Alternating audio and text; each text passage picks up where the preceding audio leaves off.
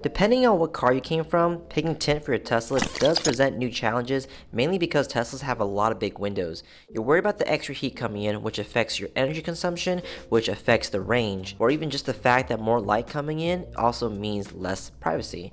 So today, I'm going to give you some tips you can use when picking tint for your Tesla. Depending on where you live, your needs, your budget, or what's available near you, brands are going to vary, so I'm not going to get brand specific with this. Instead, I'll show you key things to look for when you're at your local tint shops choosing between brands. That way, you'll always know how to pick them even if things change.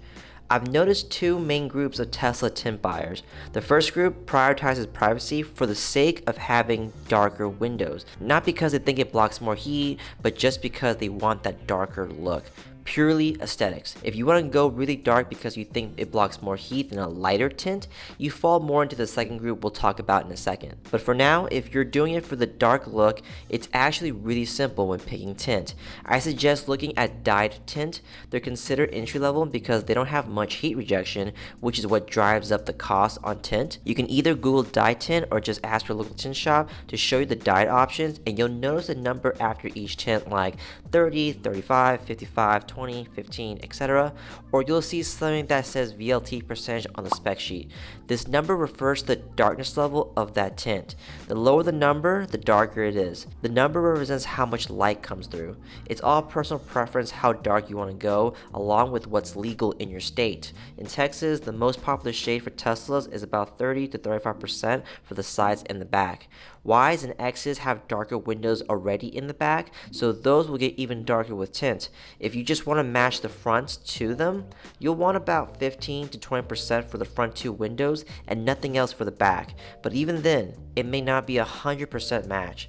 Look for lifetime warranty that covers peeling, cracking, and discoloring because dyed films can sometimes do that. And that's about it. It's really straightforward. Let's talk about the second group, those that focus on heat rejection. You want a more comfortable interior, you want to maximize your range, maybe you live in Texas where it's hot all the time. What should you look for in a tint? You want to find a tint that has the highest TSER percentage, aka total solar energy rejection. This is the number you want to look at when deciding which tint is going to block more heat. It factors in visible light, UV, and infrared all into one. You can get this number on any brand spec sheet, or the shop should have that info for you, and you'll see right off the bat, not all tints are the same, even when comparing tints of the same material, like ceramic tints. So just blindly choosing ceramic tint isn't really a good idea. Matter of fact, there are tints out there that block more heat than any ceramic tint. At this point, it kind of becomes a game of trying to maximize TSER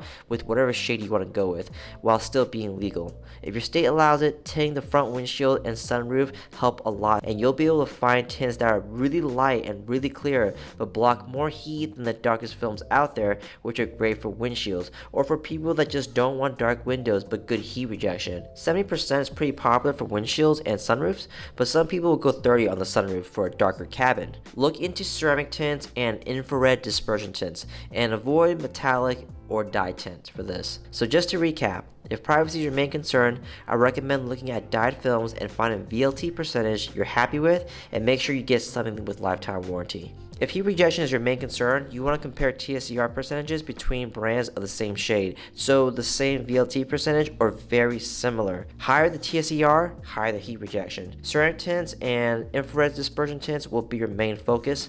Some shops will talk about IRR, or infrared rejection numbers. That only accounts for about 1/3 of the TSER percentage, so don't get caught up in that. I hope this helps you with your search. Most info online just tells you what brand to buy without any real information. I want to actually give you the tools to decide for yourself so you don't get caught up in the marketing ploys that companies use, especially the really big ones.